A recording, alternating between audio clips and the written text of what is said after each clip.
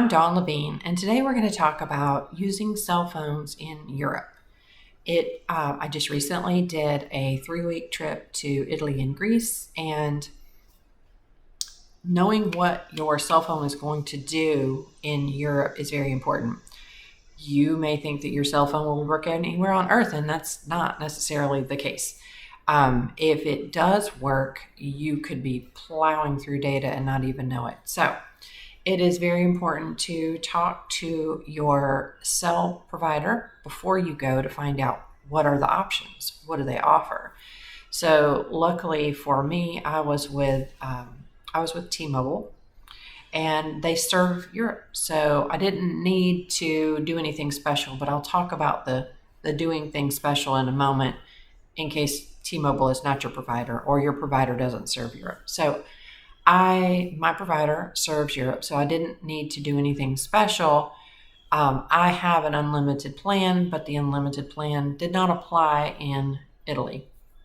So they said, I asked them, well, what do I have? And they told me how much data I would have and how much phone calls would be and how much text would be. And it sounded like a ton of availability.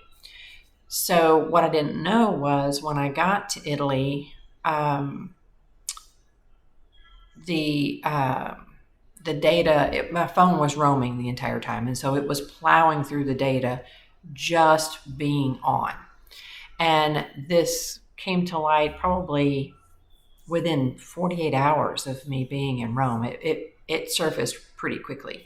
And so I figured out, I've got to do something else because I'm almost out of data. I got a little warning message from my cell phone provider. My phone worked, but it was roaming the entire time, so it was using a lot of data.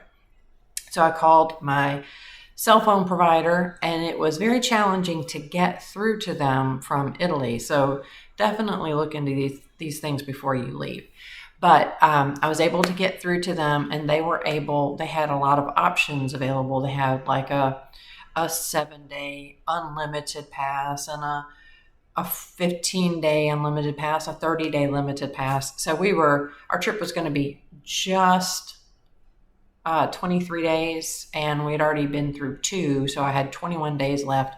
So I had to go for the 30-day plan, but it was very inexpensive. It was way cheaper than if it had just continued to plow through data, because they were going to charge me by the minute for that, or by the gig.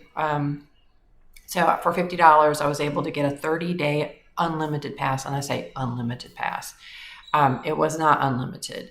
There was a certain amount of data that was available at full speed, and then after that, it slowed down considerably. So it wasn't completely unlimited, but I wasn't racking up big bucks with, just using my phone to try to get from place to place. I did not expect to use my phone as much in Europe as I actually did. It proved very, very useful in getting from place to place. You plug in the place you're trying to get to, and it gives you walking directions. It was very, very useful for that. And we also found it very useful to be able to help us navigate the train system. So Trenitalia can be a little challenging, but they've got a really good app, and you can see lots of different options for how to get to your destination. And this train takes this amount of time and has 3 changes, and this one you can pick your seat. So it was very, very helpful to be able to use the phone to buy train tickets and what have you. So I used my phone a lot more than I thought I would. So what do you do if your cell phone provider doesn't serve Europe? So my son was on a different network. He went with us on this 3-week trip, and they supposedly set him up with something that would work there, and it just didn't. So he went to these little cell phone shops they have all over Italy, and he bought a SIM card and put it in and purchased data with that, and then he was able to use his phone for what he needed to.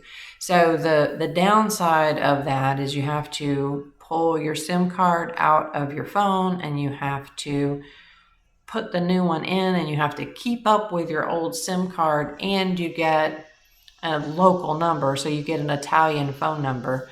I didn't want to hassle with that, so I preferred not to do that. But for some people, that may be your only option. You could also buy a little burner phone to use while you're there if you would rather not pull your SIM card out of your phone.